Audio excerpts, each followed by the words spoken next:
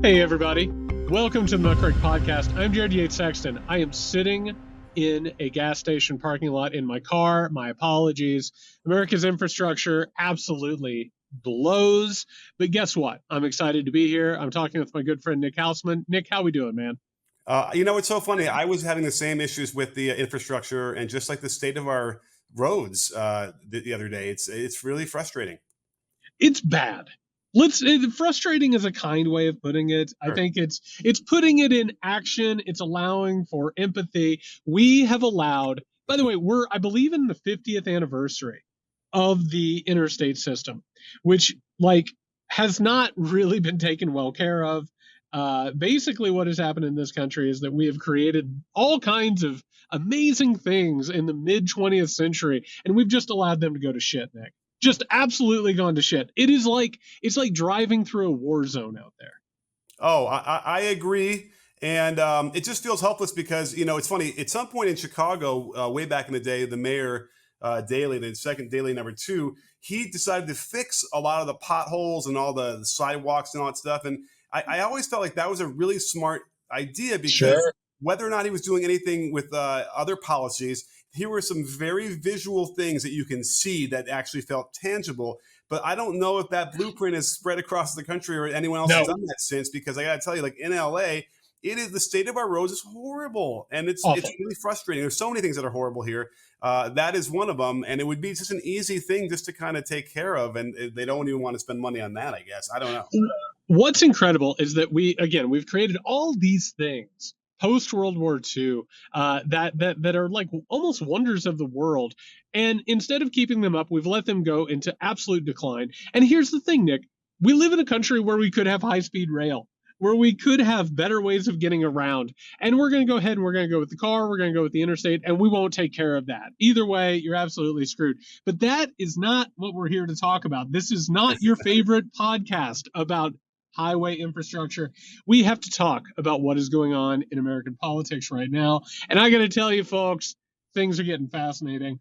This is a story I think I got emailed. You always know when a story is interesting when you get them emailed and DM'd to you by roughly 20 people. Mm-hmm. And one of the things that's coming out of one of our favorite states, that's right, the state of Florida, everybody, is that Florida education, in its continuous unending war against woke, is now going to push for educational standards that are going to portray the enslavement of human beings, chattel slavery. That is right. They are going to say that slavery was actually very beneficial to the enslaved, Nick. Much like having an internship, they learn some lessons. They gain some skills. There are both sides to this issue. It's an incredible thing, is it not? Oh no! Oh no! Don't say any of that, please. You're making me upset. But it's interesting. Would you like to hear what the retort was to the criticism of this new? Because I kind of want to jump right to that. I feel like it's interesting to hear what the right will say about this, because again, the idea that slaves would have benefited from the skills they might have learned as slaves in their later lives is really not about that. But can I just read this real quick, too? Nick, I'll say this. I will only listen to the retort as long as it is even-handed, reasonable, and will not upset me. Well, let's find out. I mean, this is from FoxNews.com because I happened to stumble upon that when I was doing my research. But that's my homepage, so let's go. Right. Okay, good. And you're not lying. There have been questions raised about language within a benchmark clarification of standard SS, blah, blah, blah, which says instruction includes how slaves develop skills, which in some instances can be applied for their personal benefit, the statement reads. The intent of this particular benchmark clarification is to show that some slaves developed highly specialized trades in which they benefited. This is factual and well documented. Some examples include blacksmiths like Ned Cobb, Henry Blair, Lewis Latimer, John Henry, shoemakers like James Ford, and shoemakers, Paul Cuff and Betty Washington Lewis, fishing and shipping industry workers like Jupiter Hammond, John Chavis, William Whipper, and Crispus Attucks, tailors like Elizabeth Keckley, James Thomas, and Marietta Carter, and teachers like Betsy Stockton and Booker T. Washington. Because nothing says, education, being how to learn how to be an educator than being a slave, right, Jared? That's literally like saying, there was a good side to genocide. A lot of real estate opened up. Like that it's the absolute most insane thing, and to even propose it in the first place is an absolutely indefensible thing. I want to give people a quick little lesson. I talked about this a little bit in the Midnight Kingdom, but if you haven't had a chance to read it yet, this is an example of what's called paternalism. The idea here that was in the American Confederacy during the slave period. It was the idea that the enslaved, they were real simple people, Nick. They couldn't take care of themselves. It was almost like they had a parental obligation to take care of these poor souls. To put a roof over their heads, to make sure they were fed, not educated, mind you. We didn't want them reading, in case they like put two and two together and got out of hand. But it was this idea that these were subhumans that needed to be taken care of by their white slave masters. In other words, white supremacy is built on a foundation of believing that you're actually helping people. You're actually teaching them skills. You're actually making sure that their lives are better than they would be. If they were back in Africa, or if they were with their families, or if they had freedom. This is only a new iteration of it, and it is as insidious as it sounds. Oh, and especially if they weren't being tortured and maimed and killed in the middle of And as sexually well. assaulted. Yep, absolutely. Yeah, so it really is disgusting, and we've talked about this before and how. And by the way, this isn't in a vacuum. If you were to examine, and Jared, I know you have the teaching standards in the South, particularly Oh, of slavery in general. I think you'd find decades upon decades of this type of thing happening, where they try to soften yep. the effects of slavery and what slavery meant, so as not to, I suppose, make white people feel bad about it. When in fact, I think that's the point. I think we all should feel bad about it so we don't fucking do it again. Yeah, we should probably learn from slavery and genocide and exploitation and all of these awful things. And you're absolutely right about the South. One of the reasons why that the education systems are so abysmal is because it's an intentionality. It's actually making sure that nobody can take a look at the way things are. And it's not a coincidence that these deviations from what it's like in the North and the West and the East and all of that, it's no coincidence that they happen to take place in things like, again, slavery during the antebellum period, the civil rights period in which people were murdered and beaten and oppressed, and all of these sort of ways that the South has manifested white supremacy as much, if not more, than these other places. I will also say, while we're on this subject, I lived in Georgia for a decade, and I have to tell you, very early on, I want to say it was only a few months of getting there, like I noticed that these are the conversations that are always happening. It's not just a caricature. There are lots of conversations about not just the war of northern aggression and how, the South was actually just a lost cause. It was a beautiful time. It was also a conversation about how, black people, they like to complain about what happened during slavery, but a lot of them actually had it better than they have it now. It's a narrative that perpetuates, and not only is it keeping people from feeling guilty, it's keeping any type of progress and any type of addressing of this inequality, which is intentional, from ever being addressed. It is a strategy, and what's happening right now is that strategy is being advanced. Well, but think about what that's also saying, because they're acknowledging that it's not really great now for black people in the South, right? That's right. That's And right. yet they have no intention of ever having any kind of policies that might alleviate these things that the government can, primarily because I think a lot of people on that side don't believe the Well, government should ever do that. Well, Nick, real fast, I just want to touch on something because you nailed it. The mindset that takes place, and a reminder that ideology is just a story that covers up what you want or where things are happening. In all of this racism, white supremacy, the basic idea is, you know what? It's not that I believe that white people are actually better than other people, but that's the story that goes ahead and makes sure that I'm taken care of, or my family's taken care of, or a particular political power system is taken care of. But here's the thing, Nick. The story that we're talking about here, the idea that black people, while they were enslaved, they learned special skills that they needed white people to look after them. It still is perpetuated today. That's why they say, we really don't need welfare the way that it is. Because if you give them that money, they'll simply spend it on terrible things. I mean, this is, we've talked about in the past, like this idea of welfare queens.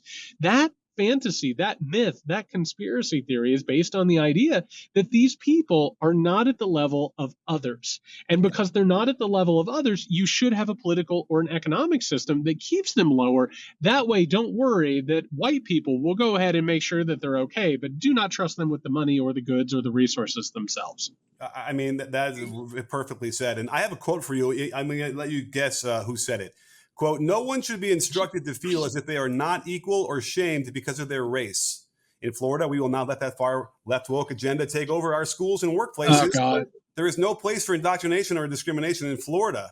All right. Would you need a multiple choice, or do you want to just tell me who that said that? I'm actually shocked that he didn't say the word woke about 6 more times. You know, it's like a Teddy Ruxpin, man. It's like a cassette that you put in the back of him, and it's just like woke, woke, woke. And by the way, DeSantis isn't running away from this. DeSantis has absolutely doubled down. It's not a coincidence either that as his campaign absolutely falls apart and disintegrates, that the people around him and his own instincts are telling him, go ahead, double, triple, quadruple down on this stuff. So he's going ahead. He's defending slavery. His accounts at this point are just full of right-wing edgelord and neo-Nazi and Nazi iconography. Like, this is a person who is not going to learn from their own political mistakes and setbacks. They're going to double, triple, and quadruple down. And Nick, I'm telling you, this is such a bold embrace of white supremacy as a political ideology, and it's tough to watch. Well, and forgive me because I didn't point out when that quote was said, but it's important because I wanted to bring these two things together: what was going on with the Department of Education in Florida and how they want to have these new standards, and DeSantis, because DeSantis is kind of trying to wiggle away from having any connection to this. However, what I read to you was from over a year ago, because he was the one, basically the architect of this woke indoctrination, don't say woke or don't go woke bill, whatever, right? So clearly he's got it on his mind. Clearly he's overseeing these things. But listen to this. I have a little soundbite because this is his reaction when a reporter actually asked him about this, which is great because rarely does it ever happen where they finally ask him in the right context what this is supposed to mean in terms of how they want to teach slavery. Here's his answer. I didn't do it, and I wasn't involved in it. But I think what they're doing is I think that they're probably going to show some of the folks that eventually parlayed, being a blacksmith into doing things later in life. You know people. You've listened to people. You've been able to understand how they, based on their voice and their tone and what they're saying and their vocabulary, we can get a little insight into what's really going on here without having to be a detective. I don't know, man. For him to say, "Oh well, I don't know anything about it," but maybe it's this was done on Friday, so this is before the report came out, the response came out. So it's like, yeah, maybe they're going to be talking about, I don't know, something very specific like blacksmithing. Like, this motherfucker knew exactly what they were doing. I know. They passed it in front of his desk before they wrote it down and passed it in the legislature. Man, it is. He's a detestable person, isn't he? Yeah. Yeah, he really is. And it's just, I hate this, having it both ways, all kinds of different angles at this stuff. Like, he had that ready made. I don't know about you. How many times a day do you think about being a blacksmith? You know what I mean? How many times a day do you think about, like, blacksmithery? I don't even know if that's actually a term. He was just ready to go with it. He knew exactly what he was doing, and this has been rehearsed, and he's ready to go with it. I mean, he's very proud of what this project is doing. And well, here's the problem with that is if you think that's rehearsed, then whoever is preparing him is terrible at this. Because that's not an answer that that was definitely not an answer you'd be rehearsed with to say. No. Well, but it is when you're a Republican. Like, that's the thing, is like they don't have any test to go past. And I think DeSantis has shown that. Like, again, we've talked about this ad nauseum. And look at his campaign, by the way. Like, he is burning money at a record pace. I mean, right now, him and Vivek are about neck and neck in second place. And if you would have told me that a couple of months ago, I would have told you you were crazy. But this is a guy who's going to remain the governor of Florida, who very well in the near future might become the next senator from Florida. Like, this is a person who has no fear whatsoever of anybody actually saying that he's racist, and it's sticking. Why? Because it's a point of pride. Because what these people are presenting to the Republican Party and what the Republican Party and its base absolutely love, they're glad that this stuff's out there now. They're glad, as you have said for forever, that the mask is off. That's all that they want. They want to go ahead and embrace this stuff and not feel bad about it. And so they don't have to offer an excuse. All they have to do is offer some bullshit little side thing and hope that the reporter goes away, which they will. You know, this made me look a little carefully into his campaign because it turns out all the spending, like he's got, DeSantis has a little predilection for flying on private planes. It seems like a theme over there on the Republican side, right? So they're burning through. I mean, it's ungodly amounts of money. $1 million on a dinner or on a gathering here, and all these different planes. But it turns out that like the campaign manager, and mind you, this is a national campaign, right, Jerry? This is for president. Yep. Am I correct? Yep. Last that I checked, I'm not sure. They hired somebody named Janera Peck, who is a family friend of theirs, who has never managed a campaign at any level before. What idiot would ever do anything like this unless it's a complete grift? They never intended to win. They just want to spend a lot of money and fly nicely and have a bunch of nice dinners. But like, how would you ever have said, I'm an upstart campaign and going against the really popular, I guess we'll call Trump an incumbent, right? I guess that's what he is. And you're gonna use a rookie campaign manager who clearly doesn't have any control over what's going on anyway. I mean, that sort of speaks more than anything else.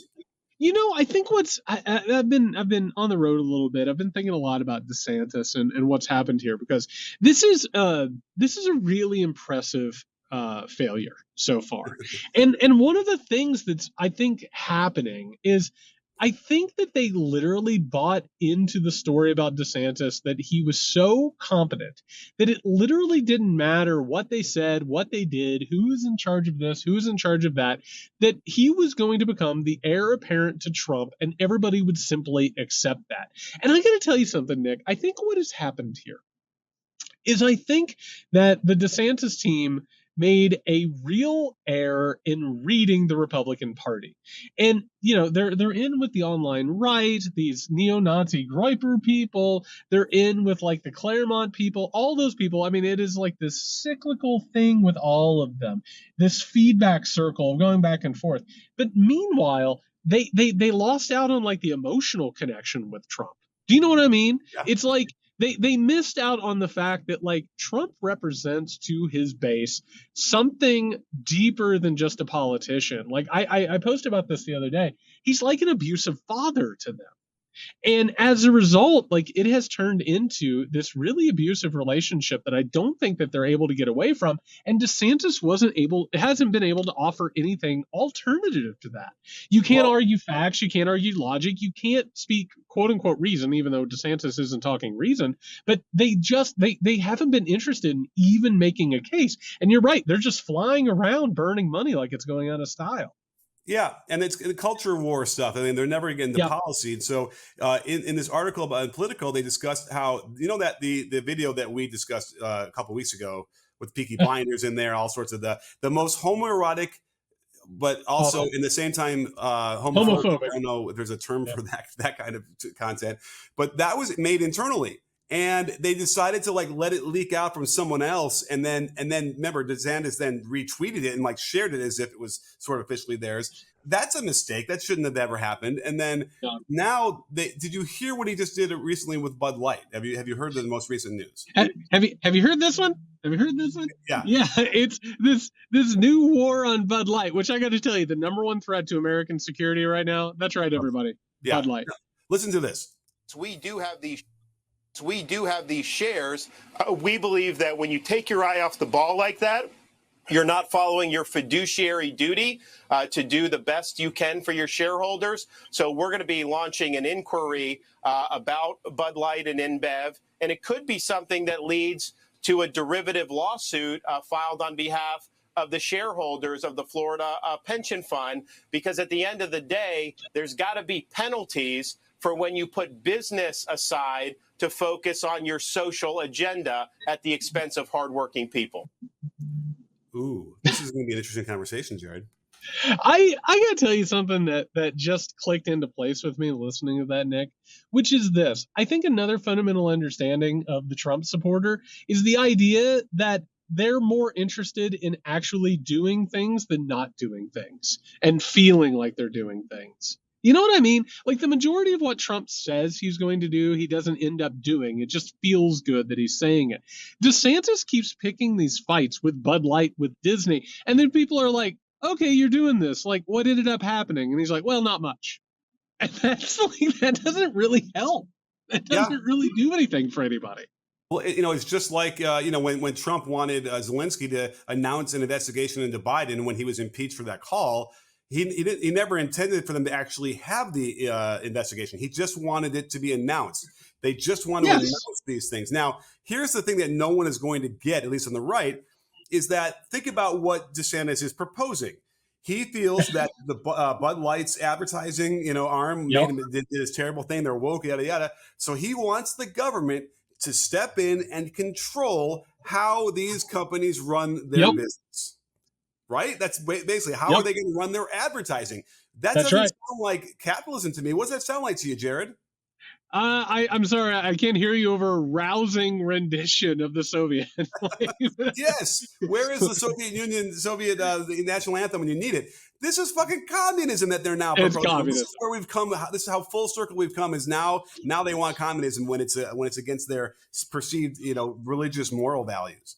But that's what the new right is about. And it's the weird thing that we're having to start to wrap our heads around, which is the Republican Party, which has been sold to us as small business small government for forever, which was absolute bullshit from the very beginning. Yeah, it's always been nonsense. They've always wanted to use the government to their own ends. But now the new right that DeSantis is in bed with, they literally have looked at communism and Marxism and taken some notes in the margins. They don't want to redistribute money and goods and resources to everybody. They want to redistribute it to who they care about, who their friends are, who their allies are, and they want to use the power of government in that regard. But they are literally co-opting communist ideology and tactics in order to push right-wing ideas. It is weird, what it is. And we can call it communism. We can also dip our toe into the fascism water that's right on this one, which then folds nicely and neatly into what you had actually discussed earlier when we were talking about slavery and how it's dealt with in terms of geography. Because, it's fair to say that the state of Alabama is no friend of the breakdown, unfortunately. Although I'm sure there's people in Alabama who are wonderful people. I know some people in Alabama who are very fine people. I'll just say that. And I'm going to just say I feel terrible for them. And I know that they, that they have to live in a place where the headline is, we'll just read this, is Alabama Republicans refuse to draw a second black congressional district in defiance of the Supreme Court.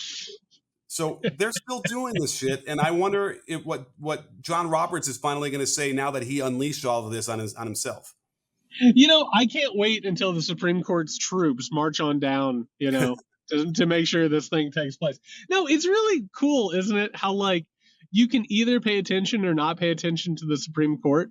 It's just a fascinating thing that, it's a completely arbitrary construct, but it so happens that if you're not paying attention to it because of, I don't know, race relations or upholding white supremacy through democratic processes, it's weird how you can just sort of ignore what they've said and what they've handed down. And really, there's not a whole hell of a lot anyone can do about it, save for, I don't know, if John F. Kennedy rises from the grave and, forces the South to integrate. That's pretty much the only thing at this point that's going to get that done. And remember, John Roberts was the chief architect of repealing enough of the Voting Rights Act where the federal government had less oversight into things like this. But kudos to bringing up a very strong lawsuit against the state to make sure that they do at least have 2 congressional districts that are majority black people. Like that, based on the demographics of Alabama, that's the least they should be having. That's the least. Yes. And yet, here's the GOP-controlled legislature had called a special session to redraw an earlier map, after the Supreme Court reaffirmed a federal court order to include 2 districts where black voters make up voting age majorities or something quite close to it. But on Friday, they approved a new map with just 1 majority black seat and a second district that is approximately 40% black. So this is, completely pissing in their face on this one. It never should have even been to this point. Alabama should never have been free to do these things on their own. They should have always had federal oversight for at least another 100 years, in my mind, at least. Well, I just want to remind everybody that Reconstruction was completely incomplete and was undermined from the very beginning. And what ended up happening was that there was a 2-party solution. The duopoly basically decided to go ahead and make sure that, the South was readmitted and basically we had a whole country and we weren't really going to deal with racism anymore. I had to, by the way, to Ulysses S. Grant, who was one of the few people who actually cared about this shit. And it's one of the reasons that he lost his political capital, because people got tired of paying for it. But while we're on this subject, Nick, I just want to point out, we need to remember, not just with the Supreme Court, but not just with Alabama, but throughout the country, that our legal framework has been created in order to maintain white economic superiority. And what has happened in Alabama, you're exactly right. The fact that there has to be a law that there are at least 2 districts that work like that is insane. And this Democratic power in the South has completely been held down intentionally for, generations now. And the Supreme Court, a reminder, only struck it down after a long, long time and a lot of battles. This is an incomplete thing. John Roberts and the Supreme Court are full of shit. It is, again, an incomplete reconstruction, and we're still dealing with the fallout from a thing that took place nearly 2 centuries ago. Yeah, and I just did a really quick Google search. I was curious why it's Alabama all the time. And if you look at, I found a quick chart from 1860, which shows the population of the free population versus the slave population. And Alabama comes in 4th in percentage of slaves. So you understand, and then the number 1 would be South Carolina, number 2 is Mississippi, number 3 Louisiana, and number 4 Alabama. And so you really get a sense of understanding why this was so important to them. I mean, it was. I would imagine that the correlation between percentage of slaves and like their GDP and like how much money they were able to make off of that is what are directly related. And so you're taking away all this free labor that they were completely taking advantage of for 150 years. And this is why they're so upset about this. And this is why they don't want to have black people voting. And correct me if I'm wrong, Jared, when black people were allowed to vote right after the Civil War, they did, right? Yep, they did. And not only did they vote, they won elections.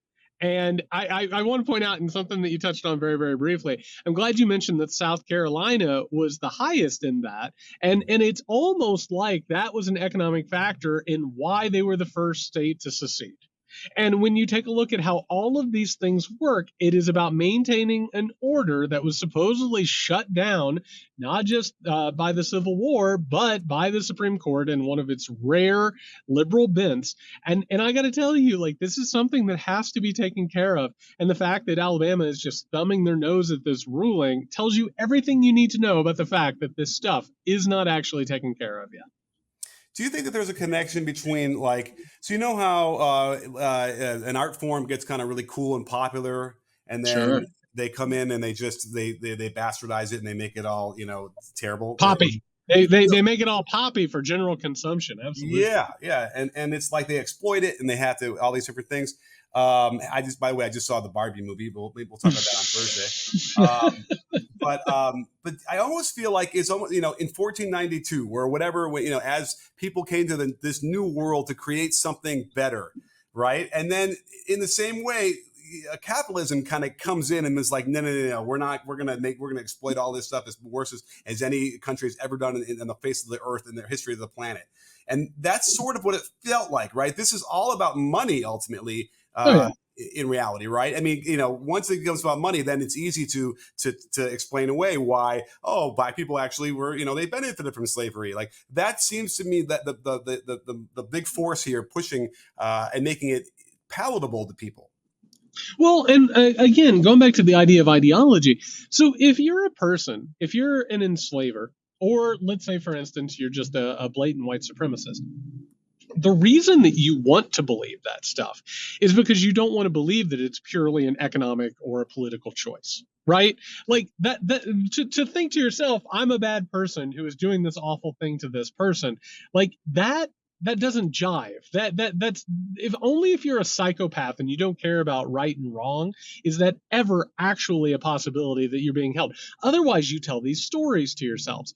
And so one of the things that's happening here, with Alabama like absolutely ignoring the Supreme Court ruling, this is a bunch of people who are benefiting from white supremacy, and they make up a story, right? It's activist judges, or I'm sure they probably think that John Roberts and Kavanaugh are agents of the deep state, right? Whatever story it is that makes it possible to maintain your own version of yourself as the hero of a story, particularly when you're holding people down, that has taken place all along. Whether or not you're sitting on a plantation making sure that your enslaved population is kept in shackles and you're breeding them as if they're subhuman, or if you're in Alabama making sure that people aren't going to cast votes that count, what you are doing is engaging in blatant oppression that you have to cover up and put a salve on in order to make sure that you yourself don't feel the guilt or the trauma of feeling like, oh my God, this is something that I'm actually doing and I'm actually standing behind. And as a result, there's never any progress. People, Yeah, no people progress. do not get better treatment at that point. And it's almost like all these things, all these institutions that we thought were set up as this great experiment, and there was going to end up being, find equality. And listen, I'm not going to deny that there have been moments of that where people have been able to break out of a caste system and not be subject to being a serf for their entire lives. However, we now need to shift the same ideology to what's happening in colleges. And I know we talk a lot about. And by the way, Nick, I just want to point out that is just it's a smaller version of the larger thing. And you're exactly right, because when you scale up and down, it's the exact same thing. It's turtles all the way down, man. And a college is going to look exactly like this because the college is actually going to go ahead and be a window into power in the real world. So you're absolutely right. We have to examine that.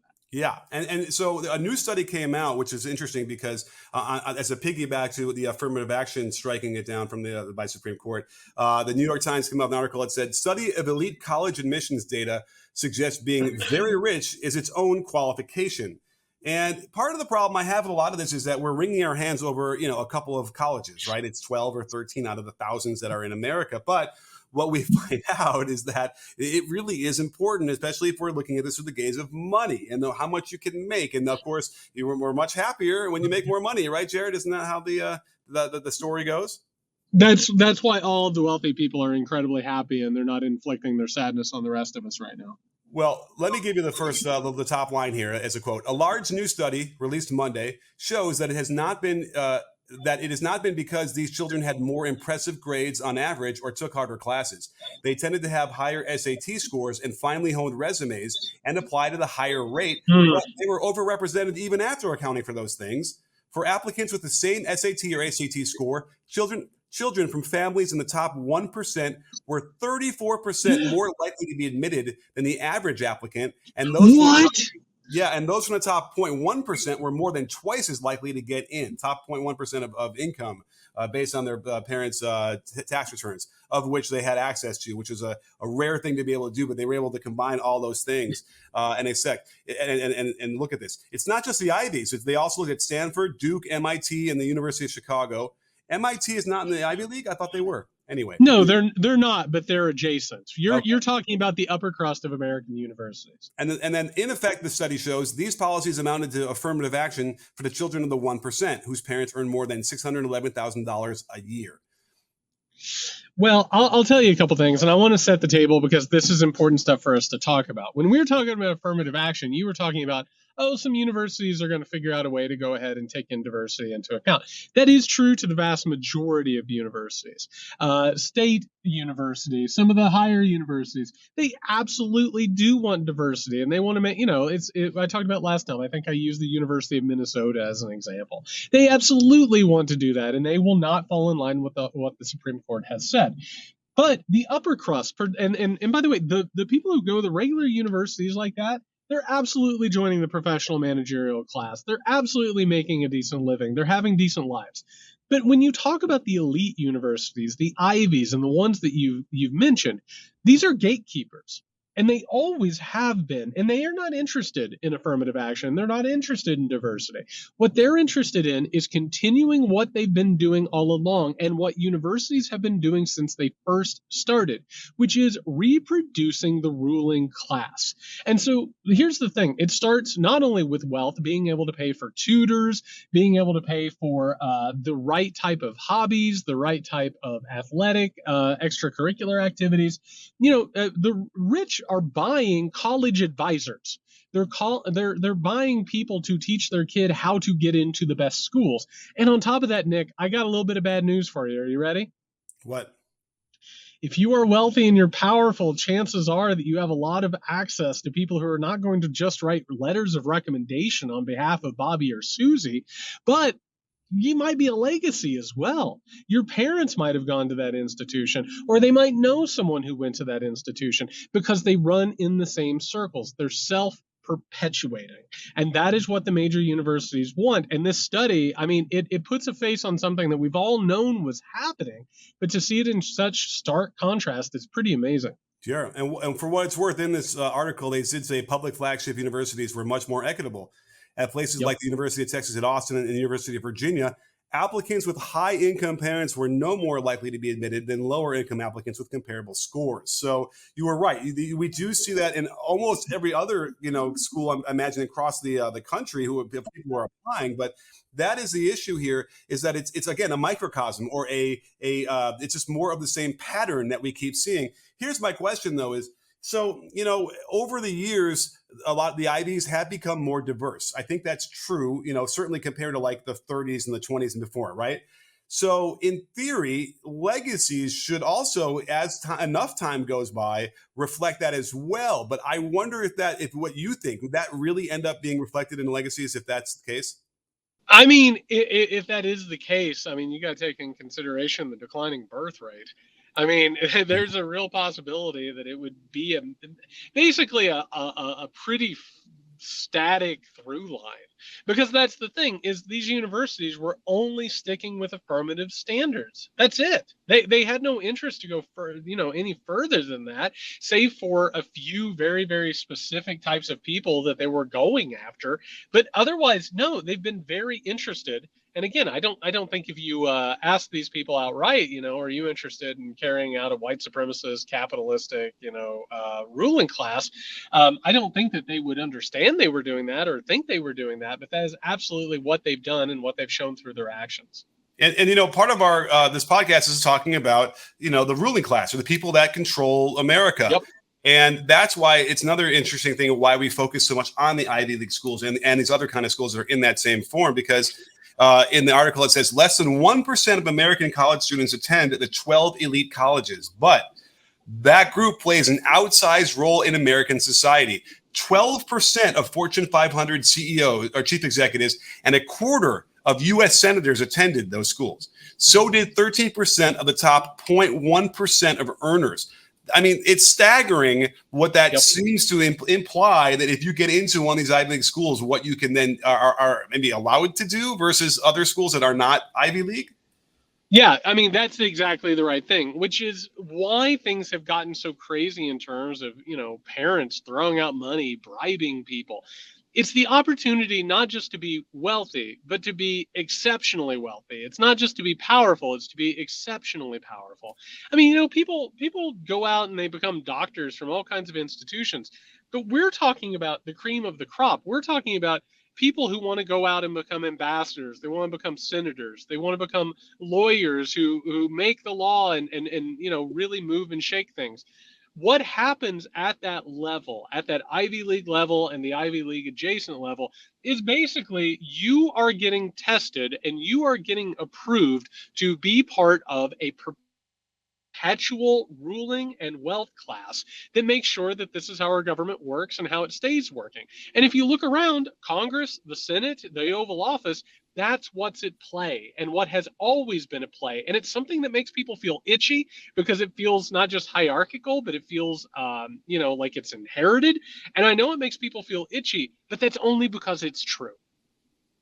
I agree. And I'm actually, thinking about how the right will rail against these universities as being bastions of wokeness, indoctrinating their students as they stroll across the quad. I'm just looking for a list of all the senators right now who come. But I mean, you obviously have to think of They guys all like, went. yeah, Ted Cruz. By the way, DeSantis is Harvard. So many of these really firebrand Republican people are all from these Ivy League schools. So it's like, again, we talked about like the Supreme Court. They love them, and they're this bastion of integrity when they get rid of Roe v. Wade. But as soon as they try and enforce the proper election laws, all of a sudden they're corrupt. Same thing here, right? These schools are terrible unless they're the one from people who went there that I like, that say the things I like, and now all of a sudden they're not. It's such a whirlwind to live in that kind of headspace. Well, and when the cameras are off, I mean, you know what they're doing. They're all fraternizing and being like, yeah, Yale 74, Yale 78. I mean, that's who they are. Like, and I love, Ted Cruz, who basically looks like he got into a hunting outfit that came off the hanger just a half hour before. Like, it's a bunch of elites who are cosplaying and pretending to be down home regular folks. Meanwhile, what's going on? They have come from incredible wealth, and they have been on a track since they were born. Literally since the moment they were conceived, they have been on a track towards wealth and power. And it's Nick, it's like bowling with bumpers. You know what I mean? Like, it's not like any of these people are like bowling strikes. What's happening is they're just basically whatever could go wrong is completely protected, and they're on a track that they couldn't get off of if they have to. By the way, for an example, see George Walker Bush. Like, that's who these people are. It is absolutely impossible for them to fail. And meanwhile, what they're doing is they're pretending to be part of the regular working population that they have basically ruled over their entire lives. That couldn't be more well said. And and you can watch these. There's a lot of movies that deal with these, the boarding schools, the feeder schools to these places as well. Yep. And listen, there's something I suppose noble about the fact that when you go there and they're going to regale you with tales of you're going to be the next senator, or you're going to be this person of power. You're certainly not on a track to become a job that is low paying and menial, and working with your hands and all that kind of stuff. And it does make me wonder, getting back to the infrastructure we mentioned earlier in the show, those are jobs that not a lot of people really want to have. And that's sort of the function of, in my mind, of capitalism, is that it needs to force people into such dire straits that they will take those jobs. That's the difference. Right. And I feel like as we move along, and if there are other ways for people to make money that doesn't have to require them to be, working as a janitor or a garbage man or all those different things, then all of a sudden, all the critical infrastructure that we need to have running stops working. Well, and I want to point something out real fast, Nick. Like, and to go ahead and make an example out of this, and then we'll scale it out. You and I are a couple of guys who shouldn't have like a high profile show about politics. You know what I mean? Like, I'm a graduate of Indiana State. I'm a graduate of Southern Illinois University. You went to the University of Wisconsin, right? Like we're not supposed to be like people who are talking about this and have people who listen to us. We're not supposed to be like chiming in on this stuff. Instead, you're supposed to turn on, the news where a few handpicked people talk about this stuff, so they don't really give up the game as it's working. It's supposed to feel, capitalism, like a system that is, again, it picks you based on your merits. Oh, I'm sorry that you're doing this shit job. I mean, maybe you should have tried harder, or maybe something somewhere went wrong. I don't know. I'm really sorry. I hope you can have the best shit job that you possibly can. Meanwhile, the meritocracy, quotes around it because it's not real, it goes ahead and selects these same people. And you start looking around, Nick, and exactly like you just said, you start seeing Yale, Harvard, Columbia. You start seeing the same usual suspects, and you start wondering, okay, how did this happen? And this study that you've talked about today, it begins the process of spotlighting what has happened here, which is the entire thing is rigged top to bottom, and it has a set of incentives to make sure that you're going to go do that job. That sucks. And you're supposed to think, hey, this is the best that I could do. This is what I deserve. Obviously, something went wrong, or something is wrong with me. And then, by the way, you work in a system where you buy things to try and make you feel better about that problem. Yeah. I mean, it's a lot like water, Jared. I'm dealing with, my roof and how there's leaks. And what you learn about it is that the water will go to the easiest path it can to take it down, right? Now, it's not to say that that water can't get to other places that are really hard to reach, whatever, which would signify somebody who's not in that social caste being able to become very successful, as that happens. But the easiest path tends to be things like, Elon Musk is probably a really great example of that, where he was already set up to succeed, had no standards of behavior to adhere to, and is just failing upwards left and right because of his background. Well, and by the way, I want to talk about this for just a second. Elon Musk is absolutely the poster child for all of this. Came from incredible amounts of privilege, made ungodly amounts of money, obviously working on PayPal. Nick, it's not like there wasn't going to be an online payment service. Do you know what I mean? Like, that was obviously going to be necessary at some point. It just so happened that him and his partners, they figured out how to do it. Somebody else would have got there.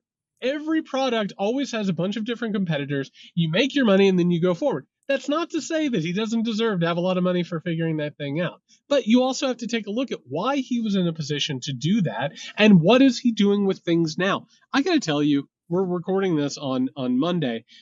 What's happening with Twitter almost every single day? Like if he hadn't been forced to buy Twitter, I think a lot of the myth of Elon Musk would have remained. But what we're seeing just how incompetent and also how malevolent this person is every single day. And as a result, we're starting to understand this is not a person who deserves that much money and power and say in things. And because of the moment that he's in, particularly where everything he does is subsidized by the American government, every tech sector is completely intertwined with the government. And also, they've all lived in a 0% interest rate era. They've come to believe that they are literal gods walking amongst us. But what we see now is they're not gods. They suck. They really don't know what they're doing. And that, I think figuring that out is actually really scary for people, but it's a necessary thing that they're going to have to understand. Well, let's clarify a couple of things there, because it kind of goes with what the myth of DeSantis being competent, which was not true. Right. It also goes to the myth of Trump being a good businessman, which was never true. Musk, had this thing Zip2 that ultimately merged. Was that the one that merged with PayPal? Oh, no, maybe it was one before that. No, I think it was Zip2 gets into him. Oh, no, I'm sorry. It was X.com, which is what's his online bank thing that got merged with PayPal. Now, let me ask you this, Jared. Is he still part of PayPal?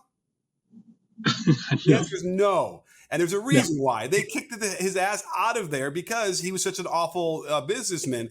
But let's just make it clear. They're changing the name of Twitter to X right now. X. He likes this letter. He simply likes the letter X. X.com was originally the banking thing he had. Now he's suddenly going full circle. And now they want to make it seem like he's a genius again because he's going to turn Twitter into a banking app as well. Have you ever used what's the other one we use? Not Zelle, but whatever the question is, it's no. It's no. It's the it's the other app that we all use when I want to send you money. Venmo. What's it? Venmo. Venmo. I think it's Venmo. Venmo will also, if you have it public, it will tell you what you spent money on. Right? You can see what. Oh, I just saw Jared spend $30 on this. Nobody ever has it public, and when you do, you get in trouble because we've seen some Venmo, like Matt Gates getting in trouble for that. He thinks that people really going to want to have their banking mixed in with a social media app. I mean, what nonsense is this? It's terrible. And on top of that, it's just so haphazard. That's the other thing here is that it's basically a man-child that no one's ever told no. Save for Grimes, who left his ass and he hasn't recovered ever since. Like, this is a person who has never, ever been told no. And as a result, every dumb idea that comes across his mind or comes across his desk, he'll go with and go, Meanwhile, you go on Twitter right now, it's called X or whatever, and there's some X's, but there's still like birds and the word Twitter, and it's just so poorly put together. It's a lot like Trump, by the way. And I want to point out that Musk and Donald Trump are both products of this exact same system. These are people who were born with privilege, who have basically spent their entire lives indulging whatever it is that they want. They're still miserable and unhappy because they have a hole inside of them they can't fill. And everything they do is haphazard. Nothing's real. Nothing's intentional. They're just full of spite and anger, and they do truly believe that they're geniuses. And meanwhile, all they do is show their asses in everything that they do. Yeah, and sort of a rigid obsessiveness, I think, to things that they can't let go of, and that just creates horrible work environments. And again, they've chased him off of a lot of places where he's been for a lot of the same reasons that we saw what happened with Twitter. So you know what? Listen, maybe we'll all be proven wrong, and he'll somehow turn something around, but it doesn't seem possible. So no. Well, let's make sure we end the podcast now before we have any breaking news that Musk all of a sudden has turned Twitter around and is making all this money.